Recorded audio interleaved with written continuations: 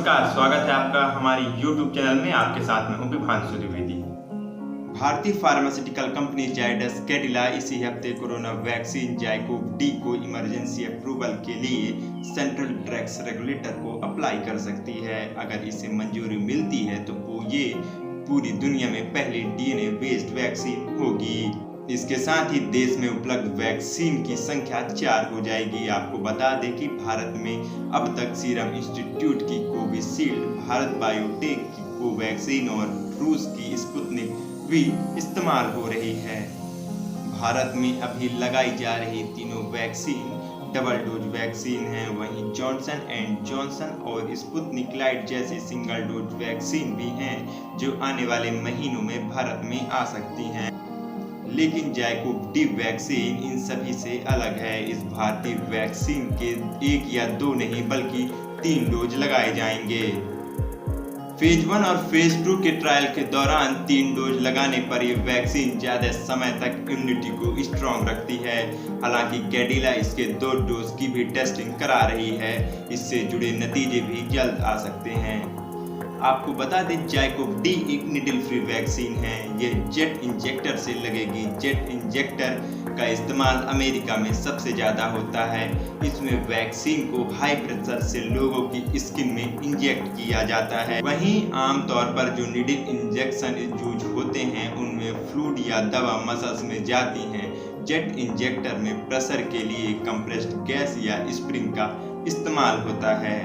आपको बता दें कि इस डिवाइस का आविष्कार 1960 में हुआ था। WHO ने 2013 में इसके इस्तेमाल की अनुमति दी थी। 2014 में जेट इंजेक्टर अमेरिका में सबसे बड़े पैमाने पर इस्तेमाल हो रहा है। इस वैक्सीन का सबसे पहला फायदा यही है कि इसमें लगवाने वाले लोगों को दर्द कम होता है, क्योंकि ये आम इंजेक्शन की तरह आपके मसल्स के अंदर नहीं जा। दूसरा फायदा ये कि इसमें इन्फेक्शन फैलने का खतरा नहीं होता। नीडल वाले इंजेक्शन की तुलना में काफ़ी कम होता है।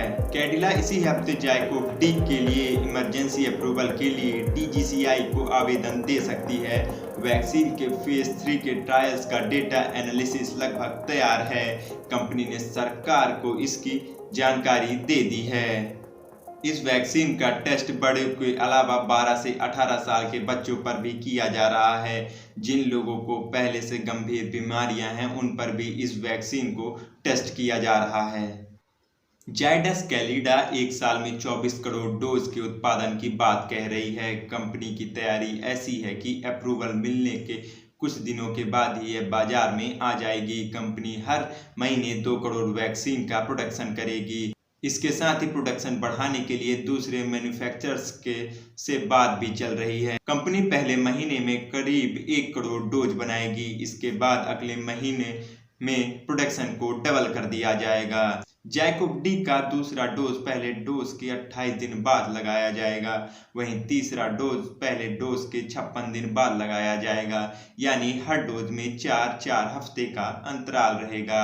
जाइकोव डी के तीसरे फेज के ट्रायल के लिए 28,000 से ज़्यादा लोगों को इनरोल किया गया है। इनमें 12 से 18 साल तक के बच्चे भी शामिल हैं। कैडिला ने देश भर में 20 सेंटर्स पर तीसरे फेज के ट्रायल किए हैं। हर सेंटर में 12 से 18 साल तक के 20 बच्चे भी ट्रायल का हिस्सा थे। ट्रायल में शामिल सेंटर्स की ओर से कहा गया कि वैक्सीन के बच्चों पर कोई साइड इफेक्ट दिखाई नहीं दिए। उम्मीद है कि जल्द ही देश को बच्चों की पहली वैक्सीन मिल जाएगी।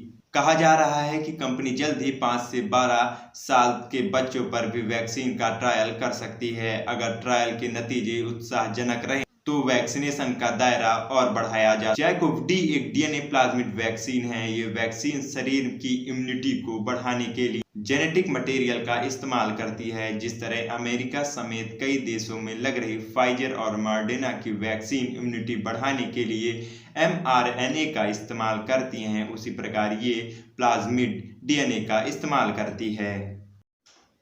प्लाज्मिड डीएनए इंसानी शरीर में जाने पर वायरल प्रोटीन में बदल जाता है। इससे शरीर में वायरस के प्रति मजबूत इम्यून रिस्पॉन्स विकसित होता है। यह वायरस को बढ़ने से रोकता है। अगर कोई वायरस अपना आकार प्रकार बदलता है यानी उसमें म्यूटेशन होता है तो इस वैक्सीन को कुछ ही हफ्तों में बदला जा सकता है।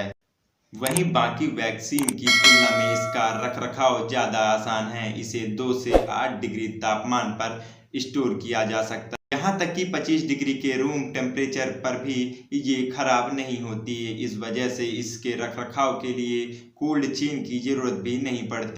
कोरोना के नए वेरिएंट के लिए बाकी वैक्सीन की तुलना में इसे आसानी से मॉडिफाई भी किया जा सकता है।